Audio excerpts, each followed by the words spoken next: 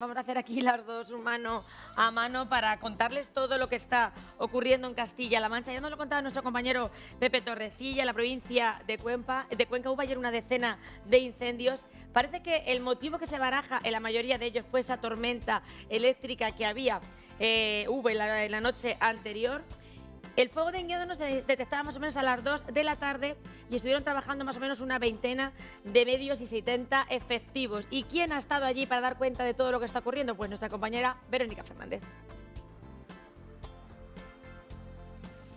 La rápida actuación de los medios tanto aéreos como terrestres ha hecho que el incendio de Enguídanos haya quedado en un susto. Se declaraba ayer por la tarde, a eso de las 2-3 de la tarde, hasta este municipio conquense se desplazaron una veintena de medios, 5 de ellos aéreos y unos 70 efectivos. Desde el Ayuntamiento de Enguídanos nos dicen que el incendio ya se da por controlado y que ha afectado a unas 5 hectáreas de monte. Hay que recordar que este municipio conquense se encuentra en un enclave natural privilegiado muy importante dentro del Valle del Cabriel. Pero es que en toda la provincia de Cuenca ayer se declararon hasta una decena de incendios. Por suerte todos ellos quedaron en un susto. El motivo principal que se baraja es la tormenta eléctrica que hubo la noche anterior.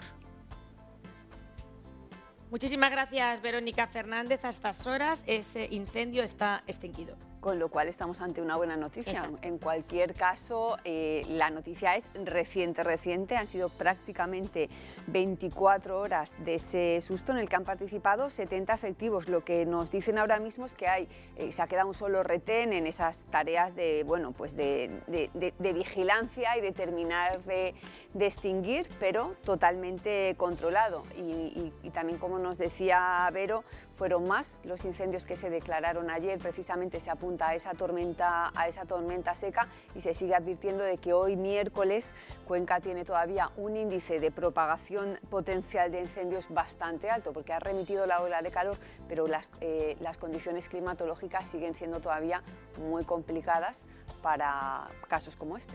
Estamos también muy pendientes del incendio que empezaba ayer a mediodía en una localidad toledana, concretamente en Yeles, en una empresa de reciclado de plásticos. Diego Gómez tiene la última hora. Diego, cuando quieras.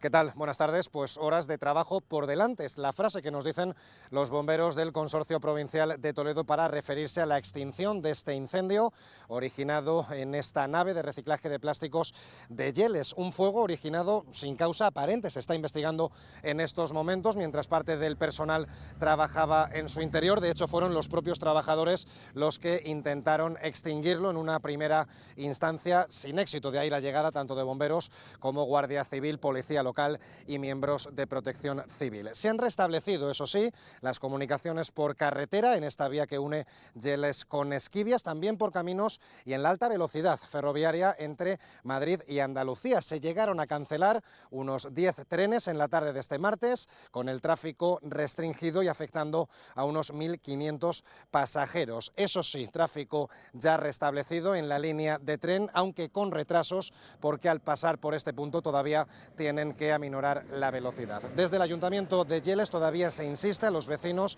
en que no se acerquen a la zona del incendio por la toxicidad de la columna de humo. Muchísimas gracias, Diego Gómez. La verdad es que llamaba la atención, María José, esa nube de humo. Luego vamos a hablar con un neumólogo para que nos cuente cómo nos pueden afectar este tipo de toxicidades, tanto de un incendio como en este caso encima de una empresa que se quemaban pues los plásticos que tenía dentro. Otra vez Renfe protagonista. Bueno, sí, mira, y empezando por ahí, fijaos que ayer se anula esa conexión por el peligro. Que sigue sin restablecerse la de Galicia, ¿eh? Por el peligro, claramente, pero aún así Renfe advierte de retrasos, es decir, y las cosas que puedan pasar, porque atención, estamos hablando de 3 naves, son de la misma empresa, es decir, estamos hablando de 3 naves dedicadas a lo mismo, porque cuando hablamos de plástico, material inflamable con ese humo feo, espantoso, y que no solo la estética, sino que también es importante lo que tú decías, de las sustancias que manda al aire, por eso el aviso. En principio todavía no está perimetrado, con lo cual, aunque pues están ahí con todas las labores, sigue siendo un incendio de los que más preocupan en Castilla-La Mancha y está claro que, bueno, pues que Renfe pues tiene que ir viendo y es una cuestión de estar atento prácticamente al minuto. Exactamente, está restablecida esa red ferroviaria entre Andalucía y Madrid, pero lo que nos comentaba también María José, seguramente que a lo mejor puede producirse algún tipo de retraso. Los bomberos hacia las 10 de la noche ya decían que, aunque continuaban con las labores de extinción, sí que pues se volvía a restablecer esa red ferroviaria. Mientras tanto, les hablaba yo de Galicia, continúan activos los incendios en Ourense, en Extremadura y en León. Parece que este fuego no acaba. Bueno, y además son muy preocupantes, ¿no? Extremadura y Castilla y León están desfasados en cuanto a las manos que están trabajando, a pesar incluso de ese fin de ola de calor. Pero, por ejemplo, por hablar de en Extremadura, por eso de que nos llega el humo, en Jarilla se han quemado más de 16.000 hectáreas, abarcando un perímetro de 160 kilómetros, y la lucha contra el fuego no cesa, la preocupación, la cercanía a los pueblos. Estamos hablando de miles de, iba a decir refugiados, que viene a ser un poco lo mismo, ¿no? Refugiados del fuego, todos esos desplazados de sus casas. En León todavía activos 27 focos, o sea, ha mejorado la situación, pero imagínense 27 focos activos. A mí me cuenta, yo tengo familia que vive en la zona del Bierzo, que están saliendo con mascarillas de las casas y que prácticamente no pueden salir a la calle porque es imposible de la cantidad de humo que hay en esa zona. Así es que ojalá y cuanto antes puedan controlarse esos incendios, que ni los propios bomberos y todos los medios que están trabajando saben cuándo ni cómo van a controlarlo, porque todo depende también de las condiciones climatológicas. Y cuando hablamos de condiciones climatológicas, tenemos que tener a nuestros compañeros del tiempo, que son los que mejor nos pueden contar cómo está la situación actualmente. Es cierto que hemos notado todos esta noche que hemos dormido mejor, han bajado las temperaturas, pero hay que tener en cuenta también otros factores. Ana Sevilla, buenos días. ¿Qué tal? Enhorabuena por tu merecido premio. Muchas gracias, igualmente, Juli. Bueno, pues sobre todo en la previsión del tiempo estamos pendientes del viento. Es cierto que aquí en Castilla-La Mancha no está soplando con mucha intensidad, pero sí que se mantiene todavía algo fuerte en otros puntos del país. Sobre todo se espera que esta tarde se vaya intensificando en puntos como Extremadura, todavía podrían rondar los 50-70 kilómetros a la hora, y eso podría preocupar todavía en esos focos que hay activos. Sobre todo se espera que esta tarde cambie role. Está rolando a esta hora de componente oeste, por eso estamos notando la presencia de ese humo, de esa ceniza todavía en puntos de Toledo y Ciudad Real, y se espera que esta tarde, sobre todo, pues pueda cambiar de componente norte, así que veremos cómo es la evolución de esos incendios que todavía están activos tanto en Extremadura como también en Castilla y León, que son nuestras comunidades colindantes. Vamos a ver precisamente otra de las condicionantes meteorológicos que es cierto que está favoreciendo mucho la situación, y es esa masa de aire frío que se está adentrando por el norte peninsular y que está dejando algo de inestabilidad en puntos del Cantábrico, en el este peninsular. Eso también está haciendo que la calima poco a poco se vaya desplazando hacia zonas del interior de Castilla-La Mancha, puntos de la Mancha Este. Poco a poco también durante la jornada de mañana iremos diciendo adiós a este polvo en suspensión, y sobre todo está haciendo que bajen las temperaturas. Ya lo decía Juli, han bajado durante esta madrugada, pero sobre todo lo vamos a ver a través del siguiente mapa, lo vamos a notar en las horas centrales del día, es decir, en esas temperaturas máximas que vamos a marcar en las próximas horas. Podríamos incluso perder hasta 3 y 4 grados respecto a la jornada de ayer. Esto ya nos va a dejar temperaturas máximas más próximas a los 30 grados. De hecho, se van a mantener así en buena parte de Castilla-La Mancha también durante la jornada de mañana. Y sobre todo, pues pendientes de la precipitación. Se espera que hasta el próximo domingo esos acumulados sean importantes en puntos del Cantábrico, en el este peninsular, y estamos a la espera, digamos, de una posible salvación de ese frente atlántico que podría adentrarse por el oeste del país ya durante el domingo y del lunes, y que sobre todo pues podría dejar una mejor situación para esos incendios que, como decimos, a esta hora pues siguen preocupando, especialmente en puntos de Galicia, Extremadura y también de Castilla y León. Así que sobre todo con la mirada puesta en ese frente que podría ayudar de cara a la próxima semana, y de momento, Juli, pues nos quedamos con esa buena noticia, es que bajan las temperaturas, la calima poco a poco va a ir a menos, y eso seguro que mejora mucho la calidad del aire también aquí en Castilla-La Mancha. Desde luego que sí, Ana Sevilla, esperando esas lluvias que puedan ayudar a apagar esos incendios. Tú hablabas de esa calima, que además esta mañana cuando nos levantábamos todos notábamos, veíamos más claridad, pero claro, es que son tan pequeñísimas esas partículas que se desprenden de los los incendios que son imperceptibles y hay que tener mucho cuidado con ellas, sobre todo personas que son más vulnerables. Se lo tenemos que preguntar al neumólogo que está al otro lado del teléfono. Él es Carlos Folgado, neumólogo del Hospital Universitario de Toledo. Buenos días, Carlos, doctor Folgado. Hola, ¿qué tal? Buenos días. ¿Cómo estás? No estamos pensando cosas raras, pero todos. Yo ayer estaba con mis vecinos en la piscina de la urbanización y estábamos todos con los ojos como vidriosos, como raros, nos picaban, nos escocían. ¿Es normal estos síntomas? Exactamente, al final cuando nos exponemos a unas partículas, como las que tenemos ahora mismo en el ambiente, se provoca una inflamación de las mucosas, que pueden ser pues como la mucosa ocular o la faríngea, y a nivel respiratorio también te puede provocar síntomas como tos o dificultad respiratoria, sobre todo pues en pacientes más sensibles. El Ayuntamiento de Toledo pedía ayer a la ciudadanía extremar las precauciones, limitar las actividades al aire libre. Estas partículas vienen del incendio de Jarilla, en Extremadura, que pensamos que está muy lejos, pero al final esas partículas son tan pequeñitas que no las percibimos. Es importante que sigamos estos consejos, ¿verdad, doctor? Que no salgamos a la calle si no es necesario, actividades al aire libre. Efectivamente, sí, especialmente la población más vulnerable, como son, por ejemplo, los niños, ancianos, embarazadas o personas con problemas respiratorios crónicos, como el EPOC o el asma, deberían priorizar mantenerse en sus domicilios, salvo que sea necesario irse fuera de su casa. Vaya. ¿Y nos recomiendas utilizar mascarilla, doctor, en el caso de que tengamos que salir, o personas incluso que tengan este problema, algún problema respiratorio, deberían de utilizar mascarillas? ¿Y qué tipo de mascarilla? Si fuese posible utilizar la mascarilla FP2, porque es la que protege de micropartículas. Es cierto que estas partículas, algunas pueden escapar a los filtros, sobre todo si no sellan perfectamente por los carrillos, pero sí que deberían utilizarlas para ser el exterior, sí. Muy buenas, doctor. Yo quería preguntarle por esas recomendaciones de interior que dice, bueno, que si tenemos sistemas de purificación o ventilación con filtros, ¿qué hay del aire acondicionado normal? ¿Se puede poner? Bueno, el aire acondicionado normal hay que tener en cuenta que coge el aire de fuera del exterior, con lo cual realmente tampoco realiza una purificación del aire. Lo que sí que estamos recomendando es que se realice aireación de las estancias y de las casas, pero por las noches, porque es el momento en el que el pico de contaminación está en su punto más bajo y el aire pues es de mejor calidad. Doctor, comentábamos antes en esta mesa de actualidad el incendio de esa empresa de reciclado de plásticos en Yieles, esa nube negra que asustaba. ¿Esas nubes tóxicas también son peligrosas? ¿Hay que tomar medidas? Sí, por supuesto que sí. Esas nubes tóxicas, sobre todo cuando se acercan nubes poblacionales, hay que priorizar más que la gente, o sea, insistir más que saquen sus domicilios, porque pueden ser realmente tóxicas.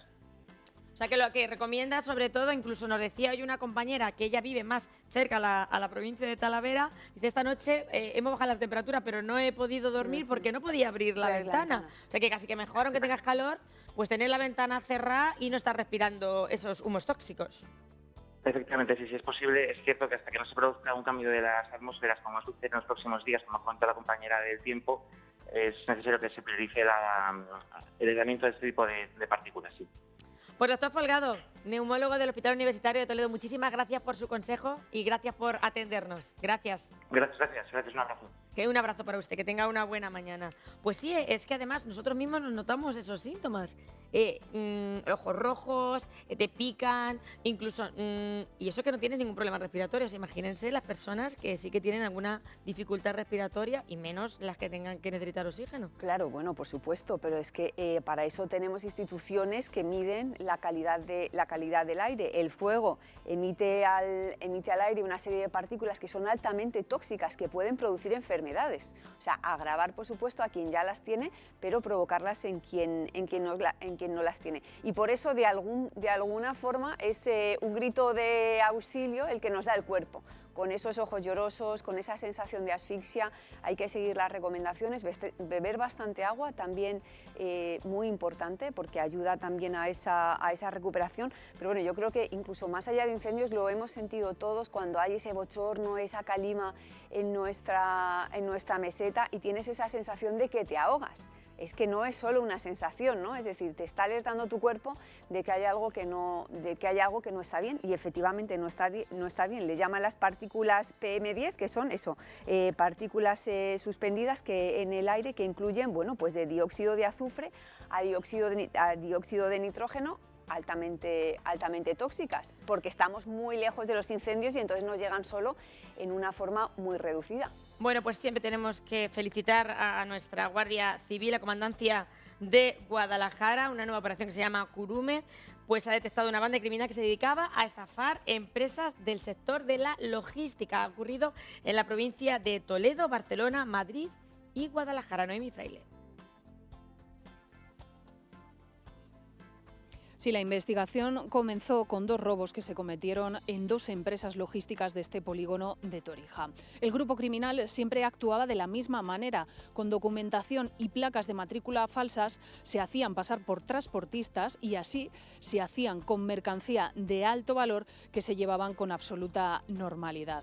La operación, bautizada como Curume, ha logrado esclarecer al menos 5 hechos delictivos de similares características. También actuaron en Illescas y en las provincias de Madrid y Barcelona. Este grupo criminal tenía su base de operaciones en Castellón. Allí se han practicado las 3 detenciones y también se ha localizado en una campa una cabina tractora y 3 remolques que utilizaban para los robos. El importe de todo lo robado por este grupo criminal se estima, según la Guardia Civil, en más de medio millón de euros, pero no descartan que esa cantidad pueda ser más elevada, porque la operación no se da por cerrada y se estima que se puedan practicar más detenciones y esclarecer más hechos delictivos. Muchísimas gracias, Noemí Fraile.